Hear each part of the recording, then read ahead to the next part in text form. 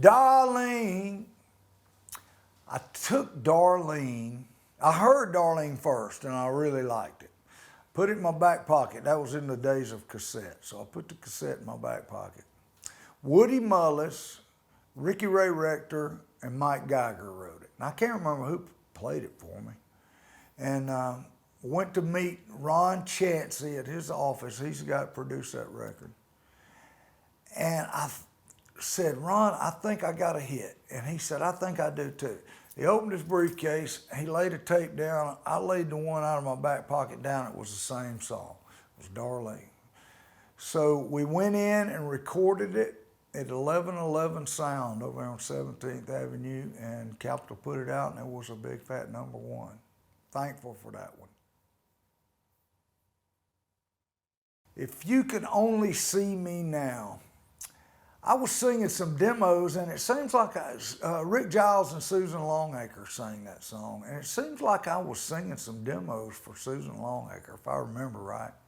And she played me that song, and I took it over to Barry Beckett's office. Beckett and I produced that record together. It's off of an album called Bumper to Bumper. And we both liked it a lot, and we went in and recorded it, and Capitol put it out.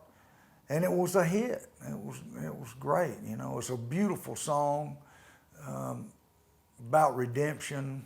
It's kind of like Prodigal Son kind of song. But anyway, people really liked it, and it was a big hit. Don't Go to Strangers.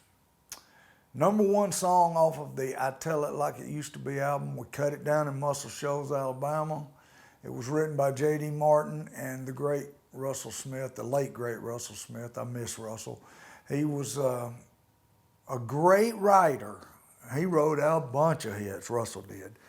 And he was small in stature. He was built like a fire plug. And he played me the song. I really liked it. I was a big fan of Russell. Russell started a band called the Amazing Rhythm Aces, and he had a song that he wrote and recorded and sang, Third Rate Romance, Low Rent Rendezvous. Huge, huge hit. I used to sing it in Athens, Georgia before I moved to Nashville. And this would have been back in 1973, 4, something like that. And I've written songs with Russell. He was a great guy, and it was the #1, man. Don't Go to Strangers. The Last Resort. I'm thinking back. Bruce Boughton, who played steel in Ricky Skaggs' band when I first met him, he lived across the street from us.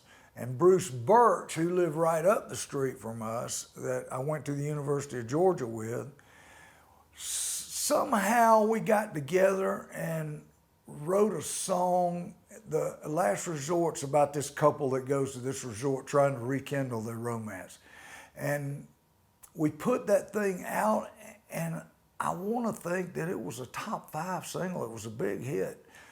And I remember it took us a long time to write it.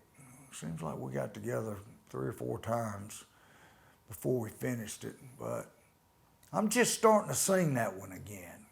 I had it in the way back in the back of my mind file, so I'm bringing it out. The Last Resort, good song. Wow, She Couldn't Love Me Anymore. All 3 Muscle Shoals writers, Mike McGuire, Billy Henderson, and Billy Maddox. Billy Henderson's a preacher. As a matter of fact, he came to see me at the Franklin Theater the last time we were down there. Mike McGuire was a manager for the University of Alabama football team.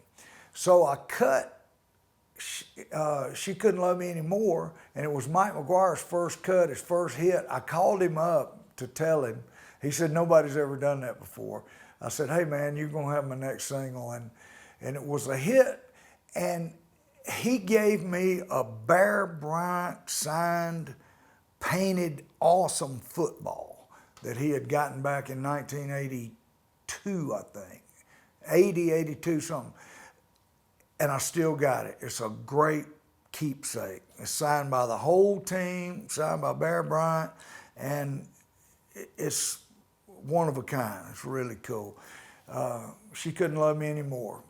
Top 10 maybe, something like that. It was a big hit though. Good for us. Moonshadow Road. That's off of the Bumper to Bumper album. I wrote that with Verlin Thompson and Gary Nicholson. We were talking about how we used to go parking in high school. And it's basically an autobiographical, how we used to get together on Wednesday and make up a common lie to tell our dates, daddies, when we picked them up on Friday night. And we told them we were going to the movies. Instead, we would get in our car and head straight to the woods and go parking. So that's the why of that song, Moonshadow Road.